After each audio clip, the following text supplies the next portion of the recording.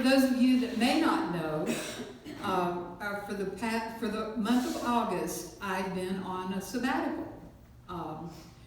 This church is so gracious to give me a month-long sabbatical every 2 years, every other year. And this year, before I get started with my talk, I just wanted to relate to you a couple of my experiences.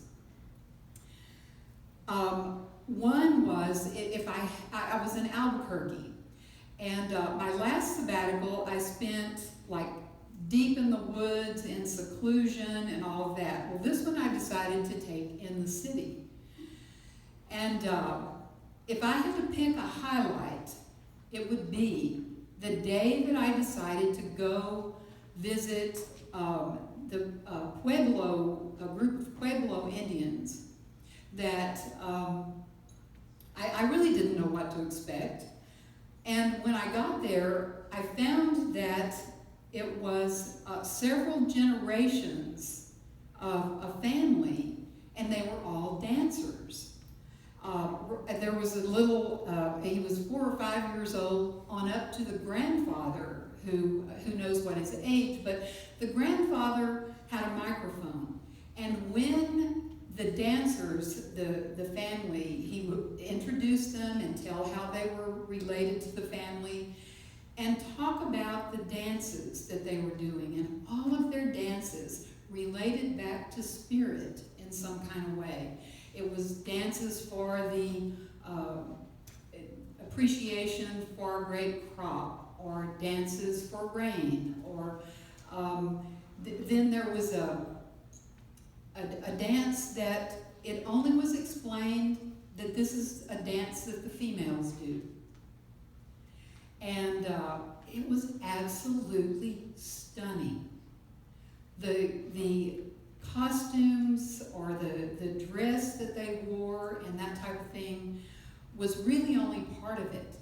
I could look at the dancers for the most part and tell that they were in, or it looked at least that they were in a zone of loving what they were doing. And the grandfather, it turns out that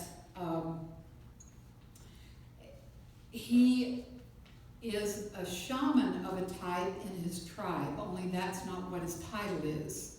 But I talked with him for 30 or 45 minutes. I kept saying, you know, I know that you probably have things to do. And he said, no, this is my work. And so I talked to him and questioned him about beliefs and that sort of thing. And you know what? The more I know about other religious traditions, the more I see the basic similarities in all of us. It was absolutely fabulous. It went on for an hour and a half or 2 hours. And you know, there was a time in my life that I would not have approached this, what looked like to be a very important person.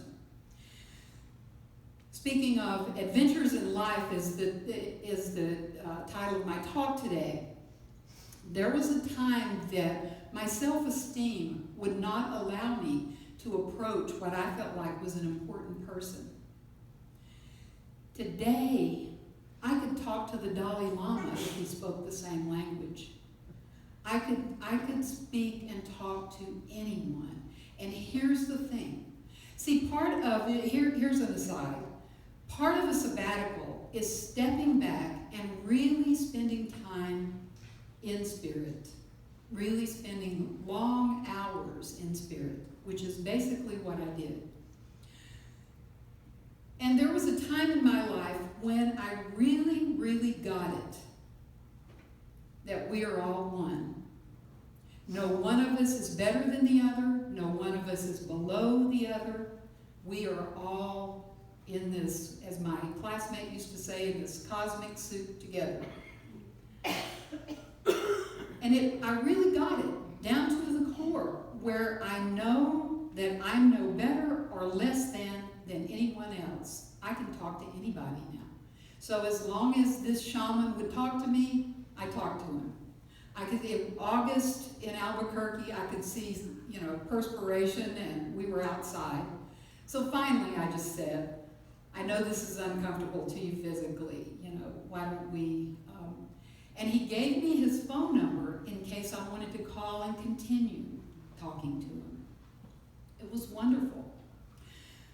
Two things I related before service to a couple of people that I'm just going to tell on myself.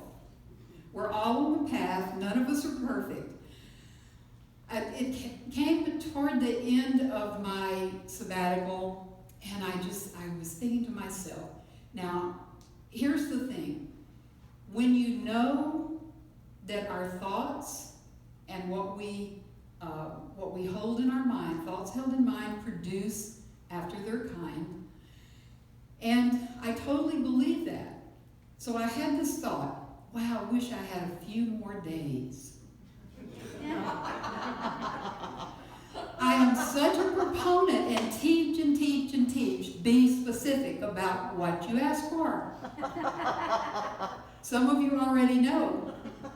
On the day before I was to drive home, early the next morning, my car broke down. I got a few extra days. And another thing that before I set out, I had some loose plans. Some of you know I love lists. I love to make lists. You'll find lists all over the place around me. I may have one in my pocket as we speak.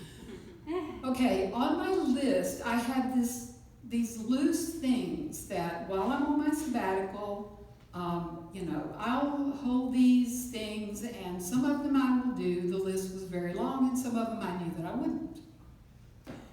One of the things was, I thought, I'm going to be living in a little apartment. It's just me, nobody else. I'm not bringing in any kind of food that is not excellent for me. And I'm going to enjoy the wonderful food of New Mexico, where they put green chilies on everything, even your eggs in the morning. Well, I on my list, I said, I will, it's my intention to lose a few pounds while I'm there for that month, eating only healthy things, plus some grilled green chilies. I don't know, they're probably healthy. But it depends on the quantity that you eat. So I'm eating all of these things, this wonderful New Mexican food, and my body starts to tell me, you need to reel it back a little bit. And so, I'm just going la, la, la, la, not paying attention to what my body is telling me. So I'm eating, made myself sick.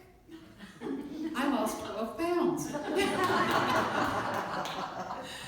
So I just wanted to relate these stories to you, just so you could know a couple of things that happened whenever I was on sabbatical.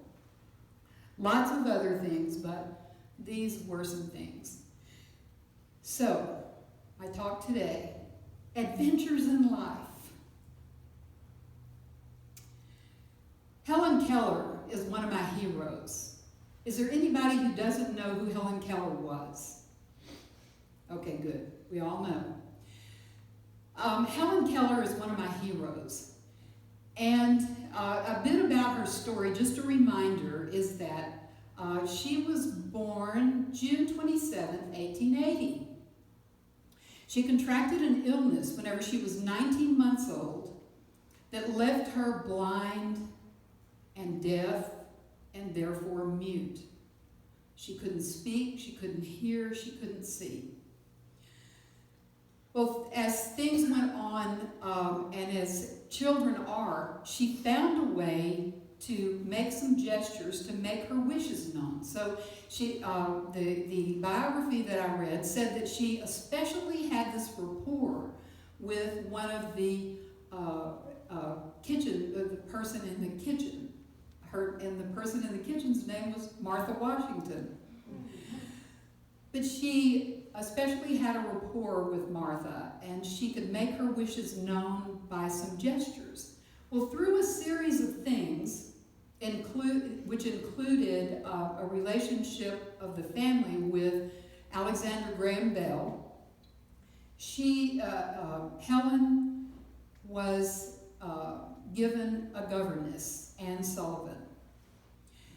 This governess was also sight impaired, and she taught Helen not only sign language and how to maneuver around in the world, but she also, from what I understand, taught her or imparted to her this love for life, this zest of standing up for what you believe in. Don't take second best. Do what is yours to do in this world. And therefore, Helen Keller grew up to, this is just a partial list of what she accomplished in her life. She was the first deaf and blind person to earn a Bachelor of Arts degree. She was outspoken in women's rights and women's right to vote. She helped put into place the Disabilities Act that helps people with disabilities get around in the world. She helped to found the American Civil Liberties Union. You don't have to agree with her politics to see that she was not a shrinking violet. She did not move away from the things that she believed in. 12 published books. She lectured in 40 countries. She had extensive speech therapy just so that she would be able to lecture, that people would be able to understand her. She was inducted into the Alabama Women's Hall of Fame, the National Women's Hall of Fame, and she received the Presidential Medal of Freedom from Lyndon Johnson. And this is just a partial list. I just picked the highlights out of the list of things that she did. Here is really what really in my heart makes her one of my heroes. She could have very easily, with what had happened to her, she could have very easily shrunk back and just allowed herself to be taken care of for her whole life. It's my understanding that her family, they were not a poor family, so they had means to give her a life like that she would not really be required to do much of anything. But instead, she chose to step out. She chose to be a light in the world. She moved past these disabilities. And you know, the more I think about it, the more I think to myself, we may not all have physical disabilities, what we call disabilities, abilities. And it's my belief that we each have something that we would be able to point our finger at and say, this is the reason that I'm not doing what I need to do in this world. This is why I'm shrinking back. I think we all can pull up those reasons. Much like what Mary was talking about whenever she did her spiritual reading. My dad was an alcoholic my entire life, and he never got sober. My mom was bipolar. And so, just like Mary, I never knew from one minute to the next, much less one day to the next, what was going to be happening in my home. I could point to that and several other things and say, oh well, you know, this stuff happened to me. Don't expect anything out of me. Au contraire. When I decided to accept the call to become a minister, there were people in my life that said to me, well, first of all, I'm sure there was yammering behind my back, but I don't really care about that. But there were people that said, several people said to me, wow, that takes a lot of courage. But here's the thing, and I bet you can relate to this. There have been times in your life that you've done something that was out of character, out of the ordinary, something different or whatever. And when you're guided to do it, it doesn't feel like courage. It simply feels like I'm doing what I'm called to do. This is my next thing that really is, I'm going to say, required of me. Because to me, it feels like a requirement. In order to live the life that I am intended to live, and I would invite you to make this personal, make my words your words. In order to live the life that I am intended to live, it requires me stepping outside my comfort zone. It isn't always going to be comfortable. It isn't always going to be something that I feel coddled and that type of thing. Many times, it's like when we exercise our muscles, we exercise so that we can stay in shape to do the things that we really want to do in the world. So we push ourselves a little outside our comfort zone in order to do that. It's the same with the decisions that we make within. We push ourselves outside our comfort zone.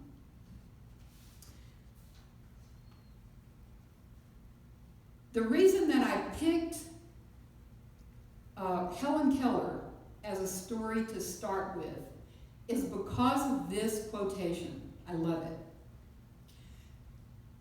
Helen Keller, security is mostly a superstition. Avoiding danger is no safer in the long run than outright exposure. The fearful are caught as often as the bold. And this is the part that I really, really like. Life is either a daring adventure or it's nothing at all. Life is either a daring adventure or it's nothing. Now, daring adventure, that is a wide range, and we each have our definitions. So I'm going to give you each end of the spectrum. I saw a man interviewed on a talk show on TV. He was a self-proclaimed adrenaline junkie. He would do anything to cause adrenaline rush. He raced cars. He did bungee cord jumping. He rappelled down into caves where he didn't know what was down there. And just anything he could think of that would cause him to have this rise in adrenaline. He was a self-proclaimed adrenaline junkie. He just looked from one thing to the other to find something like that. The other end of the spectrum is a client that I had many years ago. I thought of, and I'll just call him George, which is not his real name, but it works to tell the story.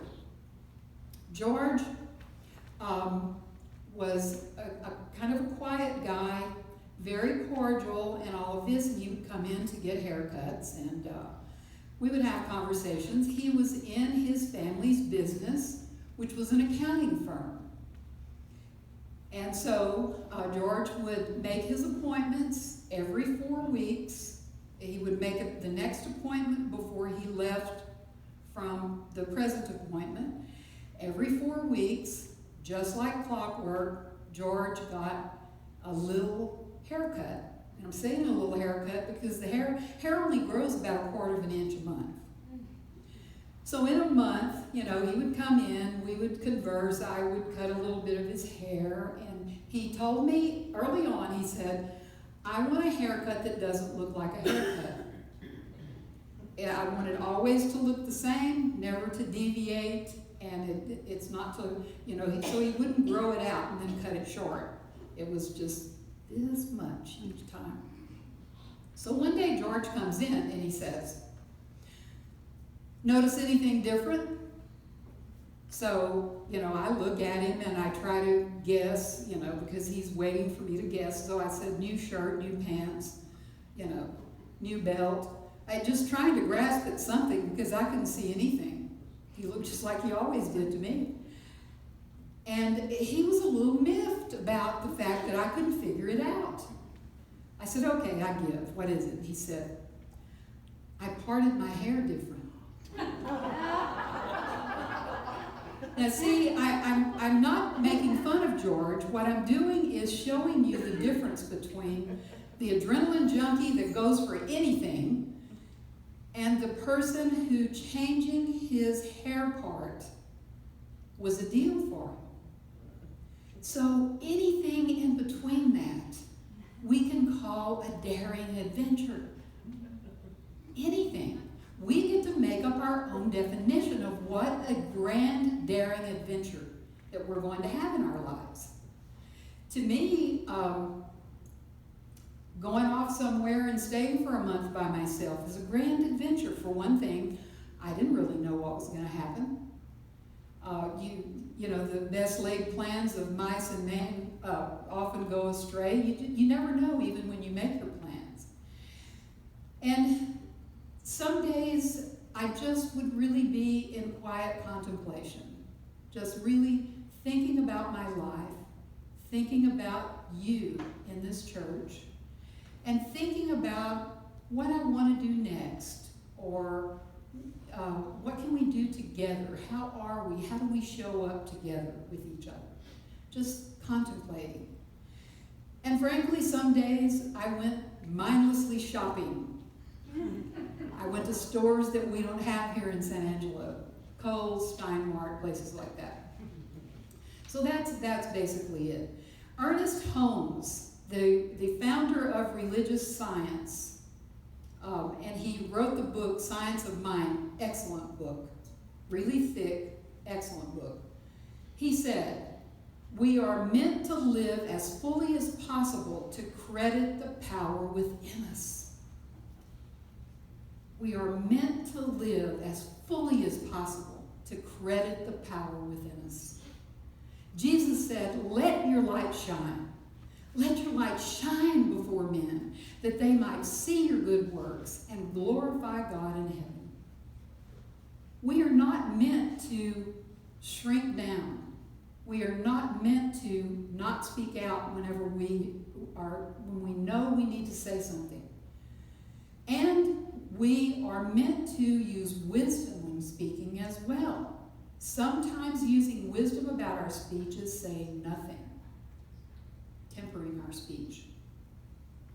Jesus said, fear not, little flock, it is God's good pleasure to give us the kingdom. I think that maybe Jesus said, fear not, little flock, before he said this, is because many times fear is what stops us from allowing ourselves to live in the kingdom, to live the life that we are meant to live here on earth. And you get to decide what is a grand adventure for your life. It may not look like anyone else's.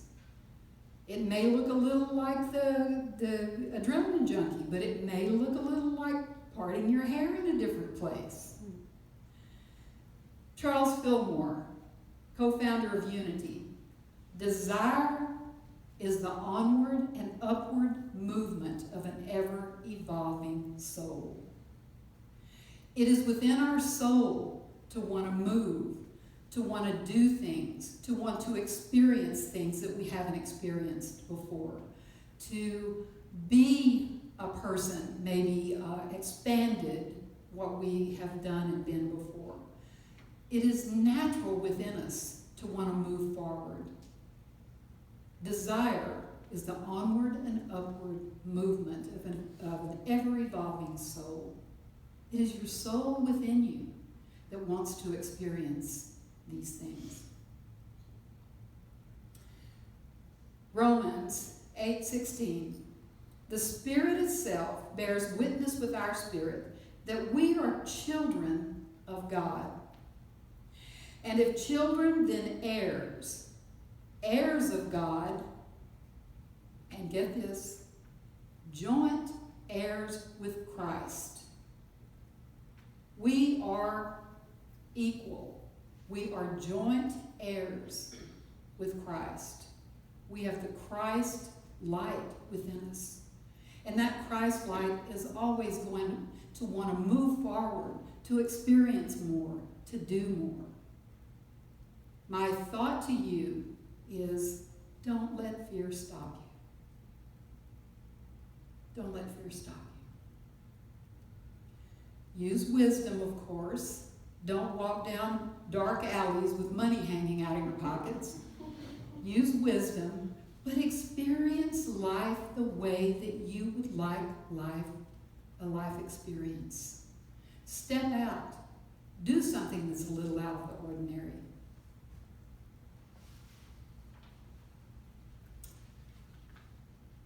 I knew I was going to run out of time. Sometimes we tell ourselves, we're too old, we're too young, we don't have the right education, we don't have enough money, we're not in the right business, we came from the wrong side of the tracks, our parents weren't kind to us, we didn't, on and on and on. No one in our family has ever done that. And we can make up excuses for ourselves for not moving forward.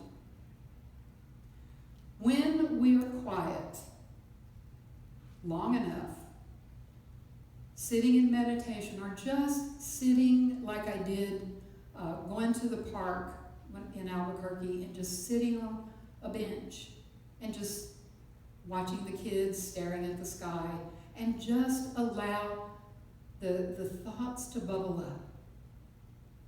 What is it that you really want to do with yourself? What is it that would make your heart sing?